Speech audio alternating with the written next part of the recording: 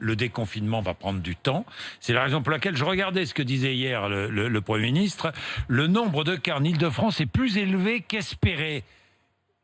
C'est ce qu'il disait hier. Il est encore élevé, Benjamin Davido? Alors il reste élevé, la décrue est là, mais elle est lente. Et on savait que ça allait prendre du temps, puisque Oui. les malades qui restent aujourd'hui sont des malades graves, des malades de réanimation, et que d'après les données, notamment en Chine, on savait que les malades restaient en moyenne 3 à 6 semaines à l'hôpital.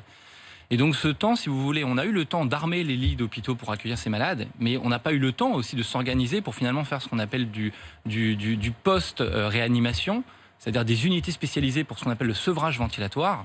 Et donc aujourd'hui, d'ailleurs, à Garches, nous, on a une unité spécialisée. Beaucoup d'hôpitaux se battent pour transférer les malades dans notre unité. Et les lits ne sont aujourd'hui plus extensibles.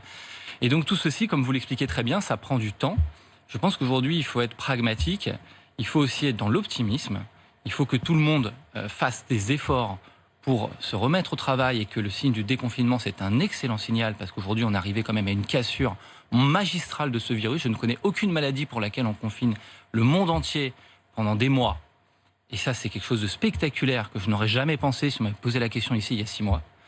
Et donc aujourd'hui, il faut que tout le monde se remette à la fois au travail, se remette dans un optimisme, que cette peur, elle cesse, puisqu'aujourd'hui on est outillé, qu'on a des masques, qu'on a appris comment fonctionnait ce virus et qu'on a aussi appris comment prendre en charge au mieux ces malades.